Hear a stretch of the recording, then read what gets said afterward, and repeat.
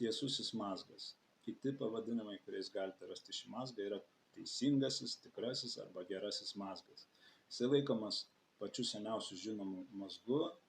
Istorikai atranda, kad jau prieš 10 000 metų žmonės jį naudoja. Jo panaudojimas yra skirtas dviem vienodo storio virvėm surišti. Kaip jis atrodo, yra dvi puskilpės ir dvi virvės, tos pačios virvės pusės išlindusios per vieną puskilpės dalį. Mazgo ypatumai - būtini kontroliniai mazgai. Jeigu užrišot jį, čia reikėtų įtvirtinti vienokį ar kitokį kontrolinių mazgų abudu galus. Nes jisai didelių apkrovų metu gali tiesiog išslysti. Surinšamas labai lengvai, dabar ir pabandysime tai padaryti. Surišimo principas labai paprastas. Vieną ranką laikome toliau nuo savęs, kitą arčiau.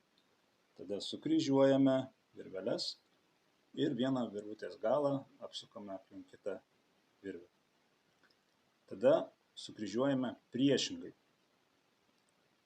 Ir vėlgi vieną virvutės galą apsukame aplink priešingą virvę ir užtempiame į galus. Turime gauti tokį tiesų gražų mazgą. Dažniausios klaidos, tai pačiam pirmam etape žmonės, kai sukryžiuoja, tiesiog sukeičia vietomis virvelę ir sako, nesigauna. Antra klaida, kuri dar dažnesnė, tai sukryžiavom pirmą kartą, reikėtų sukryžiuoti dabar priešingai. Tai jeigu dabar buvo kairė ranka mano priekyje, tai dabar turėtų jinai gale atsidurti. Jeigu aš abu du kartus kairę ranką, pavyzdžiui, šiuo atveju iš priekio padarau, gaunasi toksai kreivas šleivas mazgas, kurį aš, kai dirbu su vaikais, vadinu suaugusiu mazgu, nes suaugę dažniausiai šitaip ir suriša.